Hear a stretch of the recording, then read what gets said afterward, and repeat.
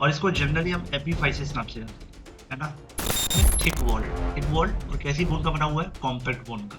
अब ये compact bone क्या होती है, आपकी दोनों तरफ से, बाहर से भी और अंदर से भी एंडोस्टिम से कवर होती है। पहले देखते हैं पेन लगा हुआ है कौन, लेक्यूल। और ये लेक्यूल आपस में कनेक्टेड है किसके थ्रू, कैनाली पुली।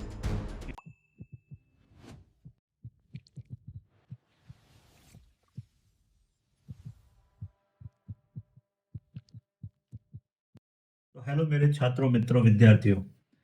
बीडी चौरसिया जनरल हैंडबुक का ये सेकंड चैप्टर है और उसी सेकंड चैप्टर को हम डिटेल में डिस्कस कर रहे हैं। अभी तक आप 2 वीडियो देख चुके हैं इस टॉपिक पे। ये सीरीज में थर्ड वीडियो है जिसमें हम gross structure of adult long bone के बारे में जानेंगे। तो ये लॉन्ग बोन आपकी स्क्रीन पर है। यहाँ पर आप देखेंगे कि लॉन्ग बोन होती क्या है। बेसिकली लॉन्ग बोन आपको मैंने बताया था, अपेंडिकुलर स्केलेटल में जितनी भी बोन है वो ज्यादातर लॉन्ग बोन है, ज्यादातर। ठीक है, जो आपने सुनी है, जैसे फीमर है, ठीक है, लेग में टीबिया है, फिबुला है, ह्यूमरस है, रेडियस है, अल्नम। अब यहाँ पर अगर देखोगे तो ये जो रेड कलर से दिखाया गया है डायग्राम में, ये जहां मैं टिक कर रहा हूँ इस स्केलेटल पे, ये अपेंडिकुलर स्केलेटल है। और यहाँ आपको जितनी भी बोन दिख रही होगी उनकी लेंथ उनकी विड्थ के मुकाबले ज्यादा दिख रही है। ठीक है, तो जब बोन की लेंथ विड्थ से ज्यादा हो तो उसको हम बोलते हैं लॉन्ग बोन। अब इस बोन के केस में आप देख सकते हैं यहाँ पर आपको कुछ स्ट्रक्चर दिख रहे हैं। यहाँ पर आपको एक दिख रहा है शेफ्ट। शेफ्ट बेसिकली बोलते हैं हम डायाफाइसिस को। किसको बोलते हैं, डायाफाइसिस को हम बोलते हैं शेफ्ट। और टू एक्सपेंडेड एंड बोलते हैं। एक्सपेंडेड एंड में हमारा आ जाता है, एक तो ये पोर्शन आ जाता है आपका स्क्रीन पे और एक आ जाता है ये। और इसको जनरली हम एपीफाइसिस नाम से जानते हैं, है ना। ये एक एपीफाइसिस हो गया और ये दूसरा। डायाफाइसिस और मेटाफाइसिस को जो कनेक्ट करता है एरिया उसको बोलते हैं मेटाफाइसिस। ठीक है, पहले तो आप ये समझ लीजिए फाइसिस मत का मतलब है, फाइसिस का मतलब होता है ग्रोथ। क्या होता है, ग्रोथ। ठीक है, तो बेसिकली ये वो लोकेशंस हैं जहां पर मैं लाइन बना हूं। यहाँ पर एपीफाइजियल रीजन होता है, एपीफाइजियल लाइन, ये एपीफाइजियल लाइन। बोन हमेशा लेंथ वाइज यहीं से ग्रो करती है। ठीक है, तो एपीफाइजियल और मेटाफाइजियल के बीच में जो लाइन दिख रही है उसको बोलते हैं एपीफाइजियल लाइन। तो लॉन्ग बोन जो है वो आपकी बेसिकली उनका फंक्शन क्या है, वो आपको स्ट्रेंथ देती है क्योंकि आपके पूरे स्केलेटल सिस्टम में मेन जो फ्रेमवर्क है वो वही लॉन्ग बोन बनाती है। एफिशिएंट मूवमेंट प्रोवाइड करती है आपको, आपके हैंड लिम्स और लेग्स को एफिशिएंट मूवमेंट प्रोवाइड करती है। और लाइट वेट होती है स्ट्रक्चर में क्योंकि अंदर से हॉलो होती है, इनके अंदर नैरो कैविटी होती है, राइट। तो बेसिकली लाइट वेट रखने का पर्पज क्या है कि अगर ये बोन्स हैवी होती तो भी हमको मूवमेंट में दिक्कत होती। तो बोन की स्ट्रेंथ का और एफिशिएंसी का ध्यान रखा गया है, साथ साथ वेट। ठीक, अब बात करते हैं हम पार्ट्स ऑफ लॉन्ग बोन को एक एक करके डिस्कस करते हैं। तो लॉन्ग बोन में जो सबसे पहला पार्ट आता है वो डायाफाइसिस है। ये देखिए मिडिल पोर्शन में जो मैं अंडरलाइन कर रहा हूँ इस डायग्राम में, तो यहां से लेकर यहां तक का जो पोर्शन है इसको मैं बोल देता हूँ डायाफाइसिस। क्लियर, यहां से यहां तक का। तो डायाफाइसिस है क्या, डायाफाइसिस को जनरली हम शाफ्ट भी बोलते हैं। ये लॉन्ग सिलेंड्रिकल सेंट्रल पोर्शन होता है किसी भी बोन का। तो बोन का जो आपको ये सिलेंड्रिकल लॉन्ग पोर्शन दिख रहा है इसी को हम बोलते हैं डायाफाइसिस। ये होता है थिक वॉल। थिक वॉल और कैसी बोन का बना हुआ है, कॉम्पैक्ट बोन का। अब ये कॉम्पैक्ट बोन क्या होती है इसको समझना अगर आपको नहीं आ रहा तो आप क्लासिफिकेशन ऑफ बोन वाली वीडियो जरूर देखें, इससे पहले वाली। तो thick wall of compact bone surrounding a central medullary cavity. ये जो बीच में येलो कलर का पॉइंट दिख रहा है ये क्या भरा हुआ है, येलो बोन मैरो। और किसके अंदर भरा हुआ है, ये इस कैविटी के अंदर भरा हुआ है जिसको बोलते हैं medullary cavity. Clear, this diaphysis provide strength and support, and medullary contains yellow bone marrow in case of adult. That is for fat storage. याद रखना येलो बोन मैरो में ब्लड फॉर्मेशन का काम नहीं होता, यानी हीमोपोएटिक फंक्शन नहीं है, उसका मेन फंक्शन है फैट स्टोरेज। इसके बाद आपका जो अगला आता है वो आता है एपीफाइसिस। एपीफाइसिस मतलब ends of the bone, proximal epiphysis और ये हो गया आपका distal epiphysis. Clear, the expanded end of the bone is called epiphysis. Epiphysis is mainly composed of spongy और cancellous bone with thin outer compact bone. आपको पता है spongy bone अकेले एग्जिस्ट नहीं करेगी। क्यों, क्योंकि इसके अंदर पोर्स होते हैं छोटे छोटे। तो आपको इसके ऊपर कवरिंग लगानी पड़ेगी। जैसे सैंडविच होता है तो सैंडविच में ब्रेड के पीसेस को आप कॉम्पैक्ट मान लीजिए और उसमें जो फिलिंग होती है दैट इज स्पॉन्जी। ओके, तो कोई भी स्पॉन्जी बोन या कैंसलस बोन पे एक पतली सी आउटर कवरिंग होती है किसकी, कॉम्पैक्ट बोन की। अच्छा, स्पॉन्जी बोन का यूज क्या है मेनली, यहाँ पर रेड बोन मैरो एग्जिस्ट करती है red bone marrow is the site of haemopoiesis और हेमेटोपोइसिस, साइट ऑफ हेमेटोपोइसिस और blood formation. Articular surface covered by hyaline cartilage, ये आपको ब्लू कलर का जो पोर्शन दिख रहा है इसको बोलते हैं आर्टिकुलर कार्टिलेज। आर्टिकुलर क्यों? आर्टिकुलेशन मतलब होता है जॉइंट, यानी बोन का ये वाला सरफेस जॉइंट फॉर्मेशन में काम आएगा। देखिए नीचे वाली एपिफाइसिस का जो जॉइंट बनाने में पोर्शन काम आएगा वो भी आर्टिकुलर कार्टिलेज से कवर है, और आप ऊपर वाले डायग्राम को देखेंगे तो ये भी आर्टिकुलर कार्टिलेज से कवर है। क्लियर? दोनों ही एंड पर दोनों ही एपिफाइसिस आर्टिकुलर कार्टिलेज से है। और बाय नेचर ये कौन सा कार्टिलेज है? बाय नेचर है ये हाइलिन कार्टिलेज। इसके बाद आता है आपका तीसरा मेन रीजन, डायाफाइसिस और एपिफाइसिस के बाद metaphysis. It is the region between the diaphysis and epiphysis. अब डायग्राम में अगर आप देखेंगे इस वाले पोर्शन को जिसको मैं डॉटेड कर रहा हूं, मेटाफाइसिस ऊपर भी होगा और नीचे भी होगा। ठीक है, मेटाफाइसिस बेसिकली ग्रोइंग बोन्स में ज्यादा हमें कंसीडर करना है। तो in growing bones it contains epiphyseal और growth plate made up of hyaline cartilage. अब यहाँ पे देखिए एक लाइन दिख रही है आपको, एपिफाइजियल लाइन। ठीक है, ये एपिफाइजियल लाइन क्यों बोल रहे हैं हम इसको? क्योंकि ये लॉन्ग बोन कैसी हो चुकी है? फुली ग्रो कर चुकी है। ग्रोइंग नहीं है, ये डायग्राम ग्रोइंग बोन का नहीं है, क्योंकि ग्रोइंग बोन में एपिफाइजियल लाइन ना देखकर यहाँ पर भी एक ब्लू कलर की लाइनिंग दिखती है मोटी सी, जिसको हम बोलते हैं एपिफाइजियल प्लेट। ठीक है, तो ये एपिफाइजियल प्लेट जो है वो बाद में कन्वर्ट होगी एपिफाइजियल लाइन में, और ये in adults the growth plate become epiphyseal line after ossification, है ना। कार्टिलेज क्या हो गया? बाद में कन्वर्ट हो गया किसमें? आपका बोन में, इसी को बोले ऑसिफाइड। तो मेटाफाइसिस वो रीजन है जहां पर ये आपको एपिफाइजियल प्लेट मिलेगी। ठीक है, और ये एरिया दोनों एंड पर कौन सा area? Growing area of the bone. Next is articular cartilage. Articular cartilage is the smooth layer of covering of articular surface of epiphysis. आपको दिख ही रहा है यहाँ पर ये स्मूथ सरफेस जो है ब्लू कलर से डायग्राम में दिखाए गए हैं, ये किस में काम आएंगे? ये जॉइंट फॉर्मेशन में काम आएंगे। यहाँ पर आपको एक ही बात याद रखनी है, टाइप ऑफ कार्टिलेज कौन सा है? हाइलिन कार्टिलेज है। और इसका मेन फंक्शन क्या है? यहाँ पर आर्टिकुलर कार्टिलेज का मेन फंक्शन है it reduce the friction and absorb the shock in the joint. देखिए बोन का जॉइंट बनने के लिए दो बोन चाहिए, दोनों बोन के सरफेसेस पर आपके आर्टिकुलर कार्टिलेज की कवरिंग होगी, चाहे वो कितना भी बड़ा जॉइंट हो चाहे कितना भी छोटा जॉइंट हो। और इस टाइप के जॉइंट को हम जनरली जहां मूवमेंट पॉसिबल है उसको हम बोलते हैं साइनोवियल जॉइंट। अब बात करते हैं, हमने बोन्स के पार्ट्स देख लिए, अब पार्ट्स के बाद हम बोन की कवरिंग देखेंगे, बोन के ऊपर क्या प्रोटेक्टिव कवरिंग्स है। अगर आप डायग्राम देख पा रहे हैं तो पहले वाले डायग्राम में आपको स्पॉन्जी बोन के ऊपर कॉर्टेक्स दिख रहा है, और आपको पता है कॉर्टेक्स किसका बना होता है? कॉर्टिकल बोन, या जिसको हम बोलते हैं कौन सी? Compact bone. अब इस कॉम्पैक्ट बोन के बाहर की जो सबसे बाहर वाली कवरिंग है उसको मैं बोलता हूं पेरीओस्टियम। क्या बोलता हूं? पेरीओस्टियम। और यहां पर जो अंदर वाली लाइनिंग है उसको मैं बोलता हूं एंडोओस्टियम।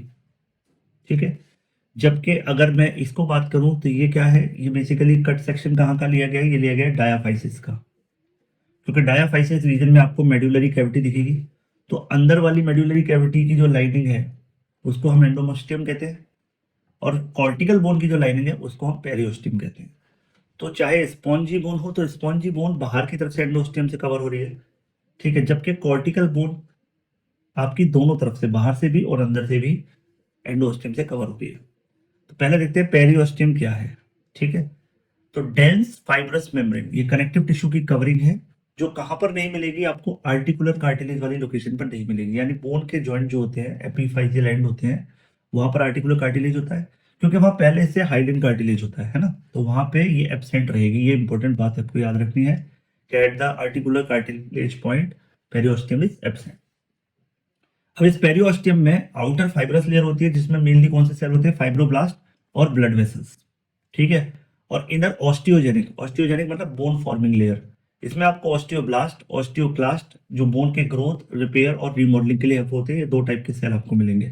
इसके अलावा इस लेयर में नर्व सप्लाई काफी अच्छी होती है और ब्लड सप्लाई अच्छी होती है, यानी पेरियोस्टियल आर्टरी भी होती है और पेरियोस्टियल नर्व भी होती है। फंक्शन की मैं बात करूं तो इसका फंक्शन क्या है? एक तो न्यूट्रिशन प्रोवाइड करना और ग्रोथ इन थिकनेस। ठीक, अपोजिशनल ग्रोथ यहाँ पर शो होती है। ग्रोथ के टाइप अभी हम नेक्स्ट वीडियो में पढ़ेंगे कि बोन किस किस तरीके से ग्रो करती है। और इसके अलावा ये अटैचमेंट प्रोवाइड करता है किसको? टेंडन और लिगामेंट को। तो न्यूट्रिशन प्रोवाइड करेगा, ग्रोथ इन थिकनेस, ठीक है, थिकनेस बढ़ाने के लिए काम आएगा, और आपका अटैचमेंट प्रोवाइड कराएगा टेंडन और लिगामेंट का। एंडोस्टेम की मैं बात करूं तो ये वेस्कुलर मेम्ब्रेन है, ठीक है। ये वाली ऊपर वाली कैसी थी, पेरियोस्टेम। यहाँ पे अभी हमें पता चला एक कीवर्ड फाइब्रस, और यहाँ पे क्या है, वेस्कुलर। वेस्कुलर मतलब rich blood supply, lining the inner surface of medullary cavity and all internal bone space. Important बात याद रखनी है कि बोन के अंदर का जो इंटरनल स्पेस होता है वो पूरा कवर्ड होता है किससे, एंडोस्टियम से। इसमें दो सेल मिलते हैं, ऑस्टियोब्लास्ट और ऑस्टियोक्लास्ट। तो कहीं ना कहीं आप नोटिस करेंगे कि पेरियोस्टियम का जो इनर ऑस्टियोजेनिक लेयर है उसका भी कंटेंट सेम है और एंडोस्टियम का कंटेंट भी सेम है। यहां तक कि देखिए फंक्शन में देखिए, active in bone growth, repair and remodelling, यानी ये भी पार्टिसिपेट करता है बोन की ग्रोथ, रिपेयर और रीमॉडलिंग में। अब हम थोड़ा डिटेल में इस स्ट्रक्चर को देखते हैं। देखिए यहाँ पर लॉन्ग बोन के अंदर हम अगर देखें तो मैंने सबसे पहले कौन सा पोर्शन निकाला है, पेरियोस्टियम का। यहाँ पे आप डायग्राम में देख पा रहे हैं पेरियोस्टियम में। तो पेरियोस्टियम को जब ध्यान से हम देखते हैं तो ये जो लेयर है पेरियोस्टियम की, टोटल थिकनेस ऐसे ब्राउन कलर से दिखाई गई है। आउटर वाली कैसी लेयर है, फाइब्रस, और इनर वाली लेयर कैसी है, सेल्यूलर। और यहाँ आपको कौन कौन से सेल मिलते थे, ऑस्टियोब्लास्ट और ऑस्टियोक्लास्ट। क्लियर, इस वाली लेयर में, यहाँ पर जो जस्ट बोन के पास है, ठीक है। जबकि अगर आप एंडोस्टियम को नोटिस करो तो एंडोस्टियम के अंदर ये जो आपकी बोन है वो इनर लाइनिंग में, यहाँ पे आपको क्या मिलेंगे, सीधे सेल्यूलर लेयर मिलती है, osteoclast, osteocyte, osteogenic cell, osteoblast, और उनके आसपास मिलेगी बोन मैट्रिक्स, ठीक है। यहाँ पर कोई फाइब्रस लेयर नहीं है, याद ये रखना है, ठीक है। यहाँ पर सीधी सेल्यूलर लेयर है जो वेस्कुलर लेयर है। क्लियर। तो यहाँ पे दो पोर्शन का, यहाँ पे एक पोर्शन ये दिखाया गया अंदर की तरफ से कॉर्टिकल बोन का, और एक तरफ ये दिखाया गया है पेरियोस्टियम की तरफ से। अब बात करते हैं इंटरनल स्ट्रक्चर कॉम्पैक्ट बोन का। क्या मेन चीज है जो अभी हम आपको बताने वाले थे, कॉम्पैक्ट क्या है। तो देखिए कॉम्पैक्ट बोन को हम और क्या बोल सकते हैं, कॉर्टिकल बोन। ये हार्ड आउटर लेयर होती है, बेसिकली कहाँ ज्यादा विजिबल होती है, शाफ्ट में वेल डेवलप्ड होती है ये। ऐसा नहीं है एपिफाइसिस पर नहीं है, लेकिन वहां पर ये बहुत पतली लेयर में, क्योंकि वहां मेन क्या है, स्पॉन्जी बोन।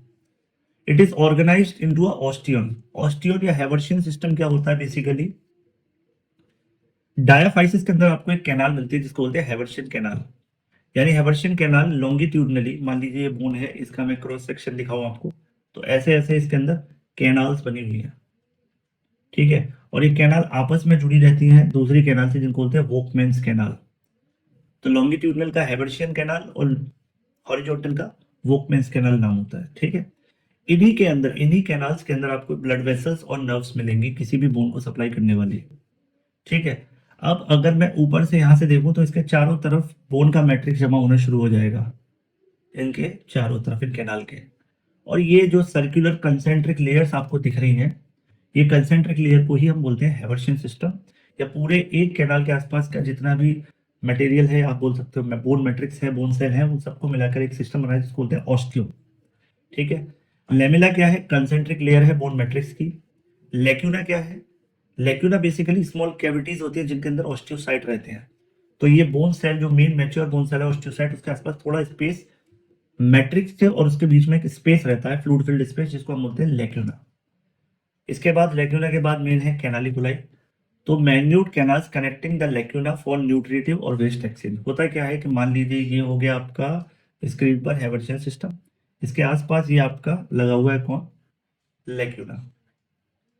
और ये लेक्यूना आपस में कनेक्टेड है किसके थ्रू, कैनाली कुली, कैनाली कुली। और ये सारे डायरेक्शन में निकले होते हैं ऐसे, फिर ये किसी और से जुड़ जाएगी। तो ये जो, और बीच बीच में यहाँ पर भरी रहेगी मैट्रिक्स, इस एरिया में भरी रहेगी मैट्रिक्स।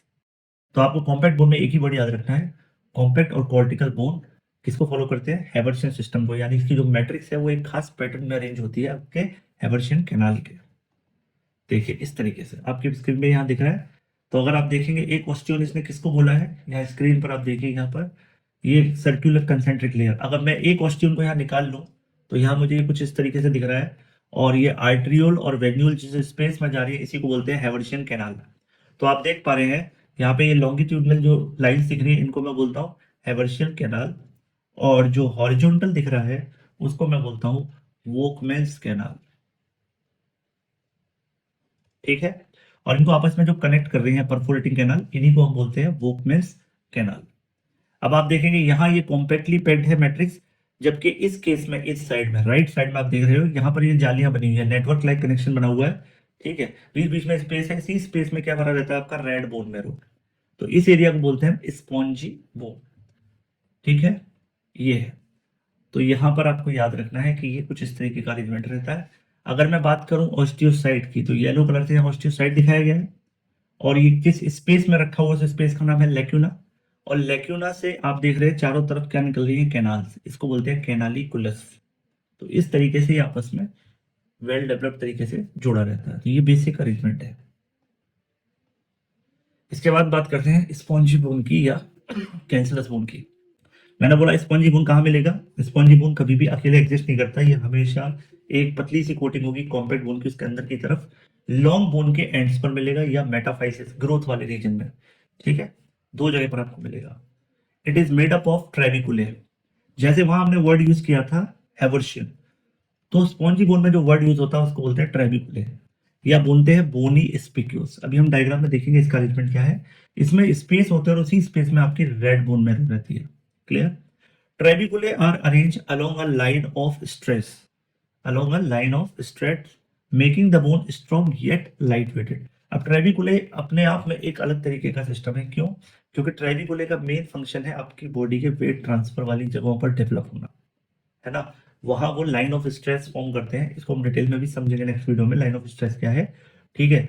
लेकिन ये बोन को हल्का भी रखते हैं क्योंकि इसके बीच में स्पेस होता है, ठीक है। ये देखिए, अब आप ध्यान से अगर इसको देखें क्रॉस सेक्शन, तो आप जब कॉम्पैक्ट बोन के अंदर देखेंगे तो ये ऐसे स्पेस बना रहता है। तो ये जो है आप देख रहे हैं पूरा का पूरा मैट्रिक्स एक सिस्टम में अरेंज नहीं है, सर्कुलर सिस्टम में, ठीक है। मैट्रिक्स एक सर्कुलर सिस्टम में अरेंज नहीं है। क्या है इसमें आपका, हर एक इंपॉर्टेंट बात क्या याद रखनी है, हर एक सिस्टम ट्रेबिकुलाई एंडोस्टियम से कवर है ना। वो एक सिंगल लेयर नहीं है, हर सेल के आसपास की जो पहली लेयर है वो क्या है, एंडोस्टियम। उसके अंदर लेयर है किसकी, सॉल्ट की, जिसको हमने बोला लेमिला। और इसकी जो कैनालिकुली होती है वो लेमिला के सरफेस की तरफ ओपन हो रही है। डॉट दिख रहे हैं आपको?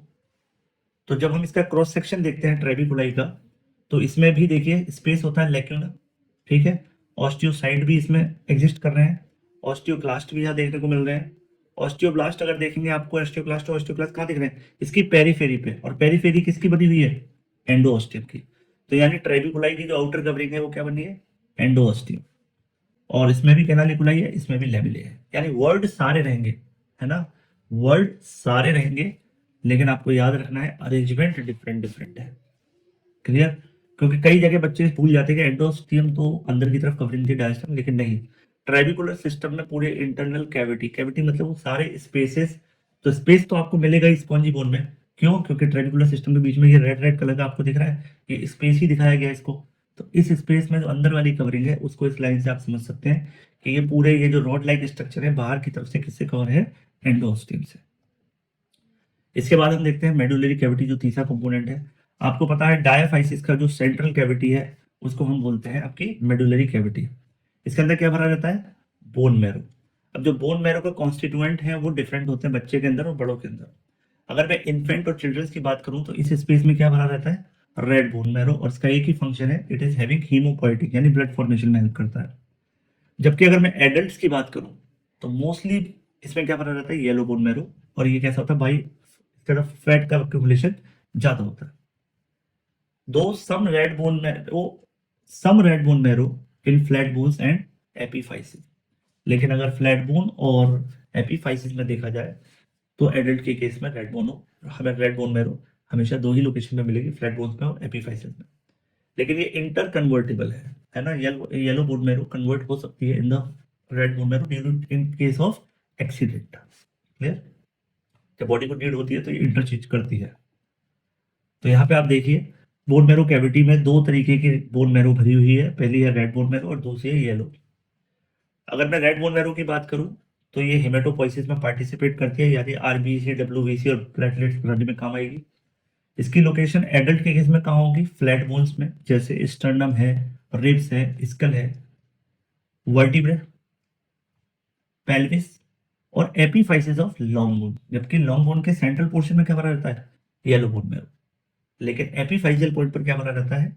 रेड बोन मैरो, क्योंकि वहां पर कौन सी बोन होती है? स्पॉन्जी। येलो मैरो की बात करूं तो इसमें मेनली फैटी टिश्यू होता है और ये एक तरीके का एनर्जी रिजर्व की तरह काम करेगा। ये कहाँ मिलेगा? Medullary cavity of long bones like humerus, radius, ulna, femur, इन सब के अंदर आपको ये सब चीज देखने को मिलेगी। ठीक है, ये देखिए, ये लोकेशन आपको इस डायग्राम में दिख रही है। इस तरीके से इसका डिस्ट्रीब्यूशन आपको मिलेगा। तो इसी के साथ ये टॉपिक खत्म होता है। सेकंड चैप्टर के और भी बढ़िया बढ़िया टॉपिक हम नेक्स्ट वीडियो में देखेंगे। Thank you.